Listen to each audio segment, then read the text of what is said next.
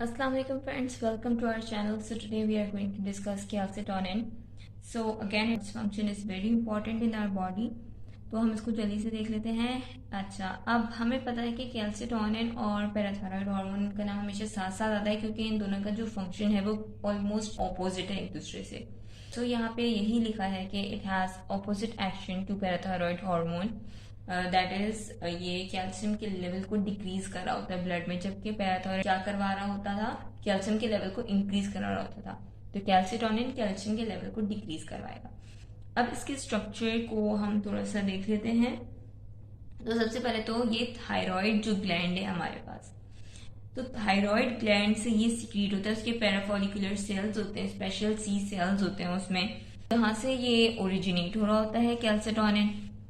बाकी अगर हम इसके स्ट्रक्चर को देखें तो ये 32 अमाइनो एसिड कंटेन कर रहा होता है। It is a single chain lipophilic polypeptide. Molecular weight इसका 3600 होता है। ये किताब की बात है, आप देख सकते हैं, मैंने आपको वैसे ही बता दी। हम इसके स्ट्रक्चर को देखें तो एक सिंगल चेन होती है, 32 अमाइनो एसिड्स की सिंगल चेन होती है। उसमें एक जगह जो डाइसल्फाइड बॉन्ड हमें मिलता है, डाइसल्फाइड ब्रिज मिलता है, ठीक है। जैसे कि लेट्स सपोज कि अगर ये एक चेन है तो यहाँ पे हमें एक डाइसल्फाइड बॉन्ड सल्फर सल्फर के दरमियान मिल रहा होता है, और ये किसमें, सिस्टीन और सिस्टीन, ठीक है। सिस्टीन अमाइनो एसिड होता है और यहाँ पे भी सिस्टीन होता है, एक फर्स्ट पोजीशन पे होता है और एक 7। तो फर्स्ट और 7 पोजीशन की जो सिस्टीन है उन दोनों के दरमियान हमारे पास एक डाइसल्फाइड बॉन्ड होता है। बाकी ये 32 अमाइनो एसिड की चेन होती है।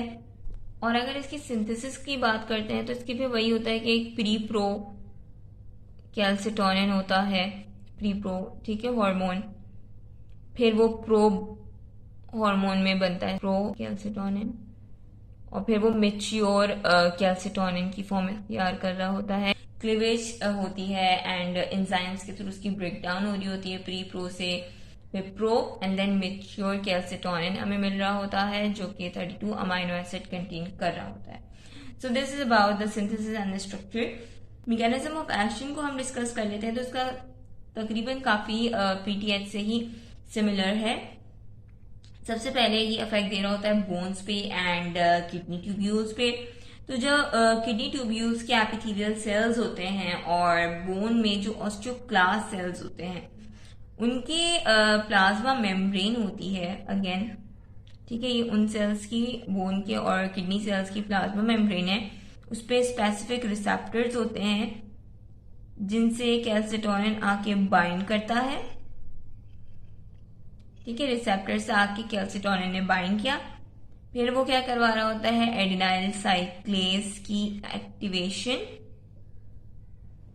और फिर एडिनाइल साइक्लेज साइक्लिक एएमपी को बढ़ा रहा होता है सेल में, एंड देन फिर साइक्लिक एएमपी मीडिएटेड जो भी हार्मोन के इफेक्ट होते हैं वो हमें मिल रहे होते हैं। Then let's discuss the effects. तो इसका फंक्शन क्या है, बोन पे ये क्या इफेक्ट दे रहा होता है। सो बोन पे ये सारे इफेक्ट क्या कर रहा होता है, ऑपोजिट दे रहा होता है टू पैराथायरॉयड हार्मोन। तो बोन पे जैसे कि हमने वहां पढ़ा था, इसके साथ साथ हमारा पैराथायरॉयड हार्मोन भी रिवाइज हो रहा है। मैंने उसकी अलग से वीडियो बनाई हुई, अगर आपने नहीं देखी है तो आप जाके देख सकते हैं। तो सबसे पहले बोन में वो क्या इफेक्ट दे रहा होता था कि बोन की डीमिनरलाइजेशन करवा रहा होता था। तो अब यहाँ पे उसका ऑपोजिट इफेक्ट क्या होगा, यहाँ पे बोन की डीमिनरलाइजेशन नहीं होगी, तो ये क्या करता है, ऑस्टियोक्लास्ट की एक्टिविटी को रिड्यूस करता है और ऑस्टियोब्लास्ट की एक्टिविटी को एनहांस करता है, इंक्रीज करता है। Osteoblast are the bone forming cells, ठीक है। तो बोन फॉर्मेशन बढ़ा रहा होता है, यानी ब्लड से कैल्शियम को डिपॉजिट करवाएगा।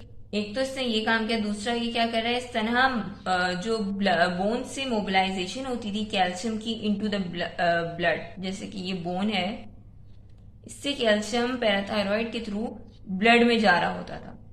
तो ये क्या करवाएगा, डिक्रीज करेगा कैल्शियम एंड फॉस्फेट की मोबिलाइजेशन फ्रॉम बोन, यानी बोन से ये ब्लड में एंट्रेंस जो है हो रही थी कैल्शियम की और फॉस्फेट की, उसको डिक्रीज कराएगा। बाकी effect on kidney, so kidney पे वही ऑपोजिट इफेक्ट होगा। एक तो ये कैल्शियम की एब्जॉर्प्शन को डिक्रीज कराएगा और फॉस्फेट की एक्सक्रीशन जो कि पैराथायरॉयड बढ़ा रहा था ये उसको भी डिक्रीज कराएगा, ठीक है। कैल्शियम की रीअब्जॉर्प्शन एंड फॉस्फेट की एक्सक्रीशन को डिक्रीज करवाएगा और विटामिन डी की सिंथेसिस को कम कराएगा। कैसे कम कराएगा? हमें पता है कि वो एक्टिव फॉर्म में बदल रहा होता था ना 25 हाइड्रोक्सी कैल्सिफेरॉल से वो अल्फा 1 हाइड्रोक्सिलेज एंजाइम की प्रेजेंस में 125 डाइहाइड्रोक्सी कैल्सिफेरॉल में कन्वर्ट हो रहा होता था। तो अब ये जो एंजाइम है वो एंजाइम अल्फा 1 हाइड्रोक्सिलेज उसकी एक्टिविटी को रिड्यूस कराएगा। तो जब वो उसकी इनहिबिशन होगी तो कन्वर्जन नहीं होगी एक्टिव फॉर्म में, तो अगेन विटामिन डी की सिंथेसिस डिक्रीज होगी और विटामिन डी की सिंथेसिस डिक्रीज होगी तो फिर वो क्या है, इंटेस्टाइन पे भी अपना इफेक्ट शो कर रही थी ना, तो अब इंटेस्टाइन से भी वो कैल्शियम को फॉस्फेट को ज्यादा एब्जॉर्ब नहीं करवाएगी, तो क्या विटामिन डी का भी इफेक्ट रिड्यूस हो गया। सो this is about the function. अब लास्ट हम थेरेप्यूटिक थोड़ी सी यूज देख लेते हैं कैल्शियम की। सो कैल्शियम की थेरेप्यूटिक यूज एक तो पैगेट्स डिजीज में ये इस्तेमाल हो सकता है, बाकी अगर इडियोपैथिक हाइपरकैल्सीमिया है इन इन्फेंसी उसमें ये थेरेप्यूटिक के लिए यूज हो सकता है। Hypercalcaemia secondary to malignancy, hyperparathyroidism and vitamin D intoxification. So this is all about calcitonin. अच्छा, एक और ये होता है कि हमें पता होना चाहिए कि कैल्शियम और फॉस्फेट जो है इन दोनों का रेशो मेंटेन होना बॉडी में बहुत इंपॉर्टेंट है, जो कि पैराथोराइड और कैल्सिटोनिन दोनों मिलकर कर रहे होते हैं according to the situation, according to the circumstances. तो अगर ये जो रेशो है ये कम ज्यादा होगा तो बॉडी की पे डिफरेंट इफेक्ट्स होंगे। तो नॉर्मल बोन की कैल्सिफिकेशन पे सबसे ज्यादा इफेक्ट हो रहा होता है इस रेशो का। तो चिल्ड्रन में 50 होता है और एडल्ट्स में 40 होता है, और अगर लेस देन 30 है बच्चों में तो देन दैट्स रिकेट वाली कंडीशन डेवलप हो रही होती है। सो यही बात है मुझे आपको बतानी थी। तो hope you like this video. If you are new to the channel so kindly subscribe to our channel, like it and share it with your friends. Thank you so much. Take care. Love.